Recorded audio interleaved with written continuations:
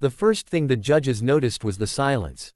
Not the peaceful kind, but the kind that makes a room uncomfortable, the kind that forces you to listen with your heart instead of your ears. A poor deaf choir from the streets of Manila stood on the biggest stage of their lives, and no one believed what was about to happen next. Before this story breaks your heart and heals it at the same time, make sure you subscribe, because stories like this remind us why music is more than sound. Manila wakes up early. Before the sun fully rises, jeepneys already crowd the streets, vendors shout to sell breakfast, and the smell of rice and frying oil fills the humid air. In one of the poorest neighborhoods near the edge of the city, there is a small, broken-down community center with cracked walls and a rusted metal gate. Inside that building, something extraordinary has been growing quietly, unnoticed by the world. This is where the Manila Silent Voices Choir was born. They were not famous. They were not trained in elite music schools. Most of them had never even been inside a real concert hall. Every single member of the choir was deaf. Some were born that way. Others lost their hearing to illness, infection, or accidents that their families could not afford to treat properly. What they all shared was poverty, struggle, and a deep belief that music could still belong to them, even without sound. The choir began with one man named Mateo Reyes. Mateo was not deaf by birth. He lost his hearing at the age of 14 after a severe fever damaged his ears permanently. Before that, music had been his escape. He used to sing in school competitions and dreamt of becoming a music teacher. When the doctors told him the damage could not be reversed, it felt like the world had gone quiet forever. For years, Mateo fell into depression. He stopped singing, stopped smiling, and stopped believing in himself. But life has a strange way of finding purpose in pain. Mateo later learned sign language at a local charity center. That was where he met children who had never heard a single note in their lives yet smiled brighter than anyone he had ever known. He began teaching them rhythm by tapping on tables, by placing their hands over speakers to feel vibrations, by counting beats through movement instead of sound. Slowly, something beautiful emerged. They were not just learning music. They were learning confidence. Parents in the neighborhood started noticing changes. Children who once hid in corners were now standing tall. Teenagers who were ashamed of their disability were now proud to perform in front of others. What started as a small class turned into a choir. Mateo called them silent voices, because even without sound, their message was loud. Still, survival was hard. Most choir members came from families struggling to put food on the table. Some of the children walked long distances to rehearsals because they could not afford transport. Electricity in the community center often went out, forcing them to practice in the heat, sweating and tired but never giving up. They had no proper uniforms, no expensive equipment, and no sponsors. What they had was belief. One day, a volunteer named Clara joined the center.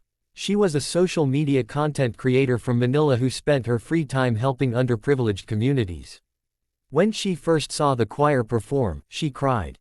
Not because they sounded perfect, but because they felt real. She recorded a short video of their practice and posted it online with a simple caption: "They cannot hear the music, but they feel it more than we do." The video slowly started gaining attention. At first, it was just a few hundred views. Then thousands. Then millions. Comments poured in from around the world. People were stunned, inspired, and emotional. Among those who saw the video was a producer from a major international talent show. He watched it twice, then 3 times. Then he sent an email that would change their lives forever. An invitation. The Manila Silent Voices Choir was invited to audition on one of the biggest talent stages in the world. When Mateo read the email, he thought it was a joke. He checked the sender again and again. It was real. But excitement quickly turned into fear. How would a deaf choir perform on a stage built for sound? How would judges understand them? What if the audience laughed? What if they failed in front of the world? The choir discussed it together using sign language. Some members were scared. Some were excited. One young girl named Alina, only 12 years old, raised her hands and signed something that silenced the room. "We have been invisible our whole lives. If we are scared now, we will stay invisible forever." That was the moment they decided to go. Getting there was another battle. They needed passports, visas, flights, and accommodation. The community raised funds by selling food, holding small local performances, and receiving donations from strangers who believed in their dream. Every peso mattered. Some families sold personal belongings to support their children. It was not just a performance anymore. It was a shared sacrifice. When the choir finally arrived at the audition city, everything felt unreal. Bright lights, huge buildings, a stage bigger than anything they had ever imagined. Backstage, other performers warmed up by singing, playing instruments, and laughing nervously. The Silent Voices choir stood quietly, holding hands, feeling the vibrations of the floor as others rehearsed. Mateo gathered them in a circle and signed slowly so everyone could understand. Remember, we are not here to prove we are perfect. We are here to prove we exist. When their turn came, the audience grew curious. A deaf choir. Judges exchanged confused looks. One judge leaned forward and asked, through an interpreter, how they planned to perform. Mateo stepped forward and signed, his words spoken aloud by the interpreter. We will perform the way we always do. With our hearts. The music started, but not in the way anyone expected.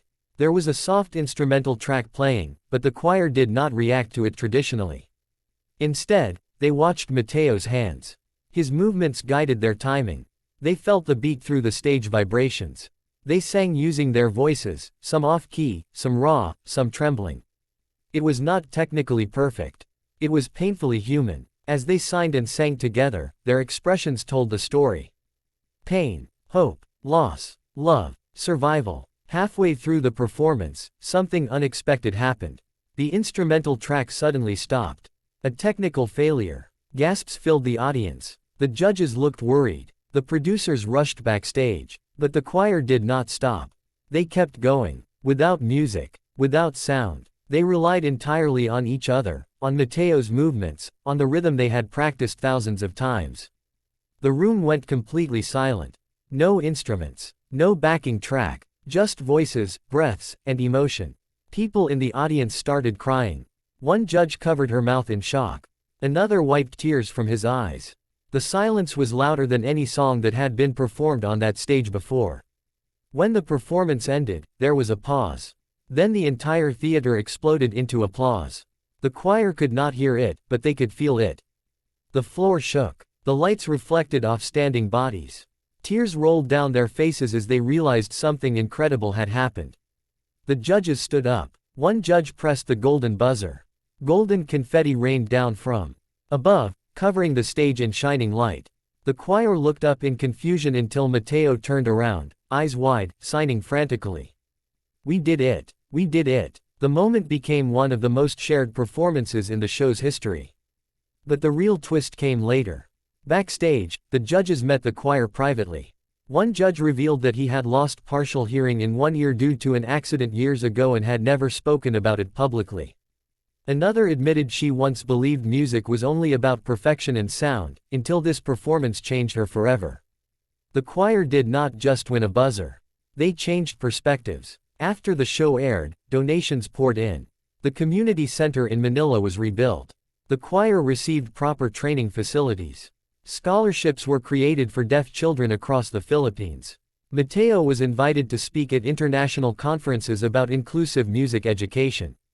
But the most powerful moment came when the choir returned home. The same streets, the same community, but everything felt different. Children who once hid now dreamed bigger. Parents believed more. And for the first time, being deaf was not seen as a limitation, but as a different way of experiencing beauty. The Manila Silent Voices choir proved something the world often forgets.